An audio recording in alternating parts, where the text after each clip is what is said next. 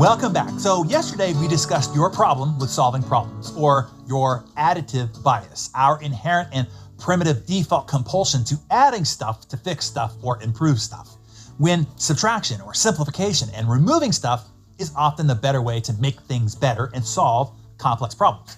Today, let's investigate a few areas of your life where you might start looking to subtract some stuff to make some stuff better.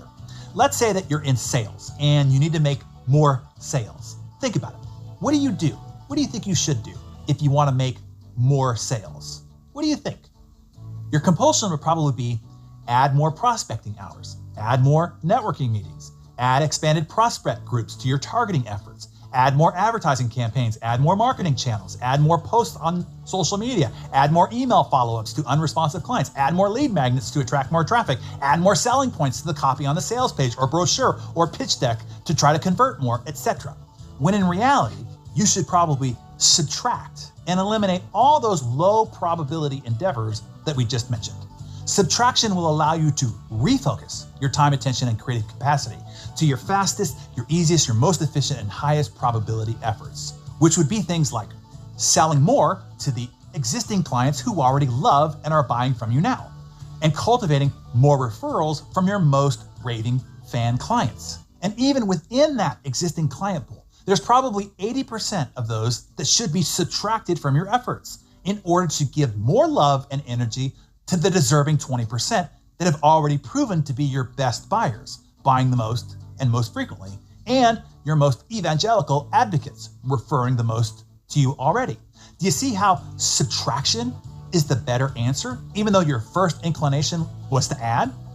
Let's say that you want to be a better parent. Instead of adding more hours that you are home, or showing up to more practices, recitals, and games, volunteering at their school, making cookies for their bake sale, maybe consider subtracting all the other things that you're doing when you're home with your kids, so that you could be fully present and engaged with your family, whole head, heart, and thumbs, instead of being there physically, but not really, mentally, emotionally, and most certainly not with them spiritually.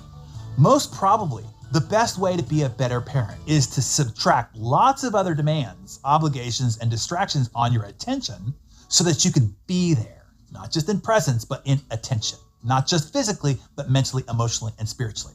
Consider this, parents.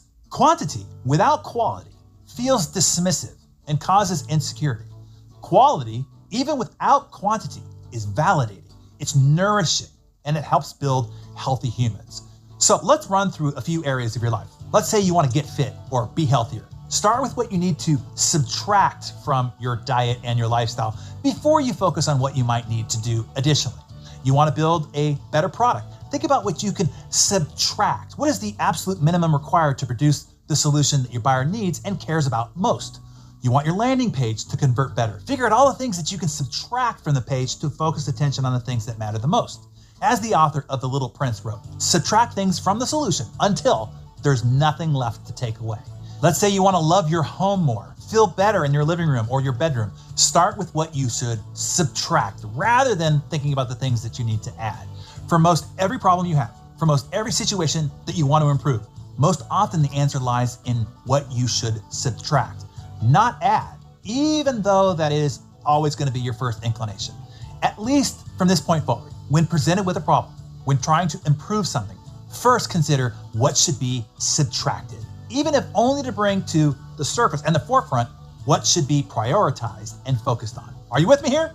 Was that helpful? What we've covered can be an absolute game changer in being able to problem solve and accelerate your improvement if you really captured what we discussed here. We'll see. Identify a current problem you have or a current solution that you want to improve and jot down your notes in your Darren Daily Journal. All those things that you will subtract to make them better. And share a few of those notes with the community to inspire ideas in others in the comments below. Okay. Cut it off before it goes to Friday funnies, which are never funny. Not to me anyway. I know this is recording my voice, so.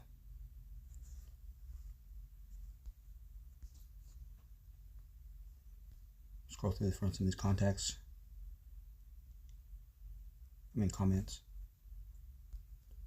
So I can read them later from this video. real people, other subscribers. They're real high achievers and real business people. I learned just as much, if not sometimes always more, than I do by just watching the video from people's different takes on what he taught and experiences and what he asked them to do, suggestions of tell us this and that and this and that about what your experience has been, blah, blah, blah, blah. So later on I can go through this and pause and at my own pace and read these at my ADD less dyslexic speed. Gotten to know quite a few of these people over the years.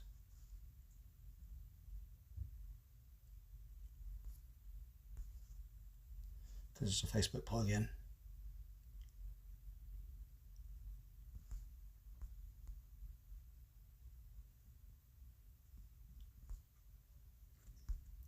It's the rare 1%, 3%, whatever of the world, people like me. They give a fucking flip enough about improving themselves and striving for excellence to subscribe to something like this, which most people can't be bothered with. They got to go home, run home, and watch their Netflix or whatever.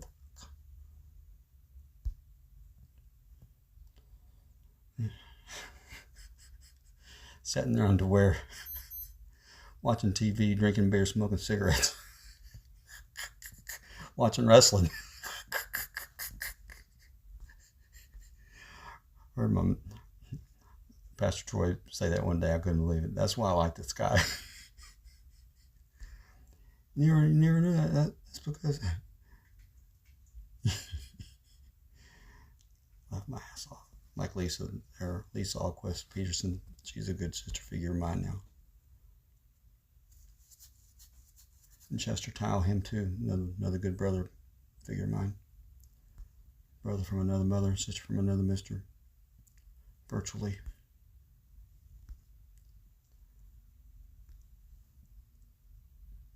That's because you sit around sitting around your underwear watching wrestling, smoking cigarettes and drinking beer.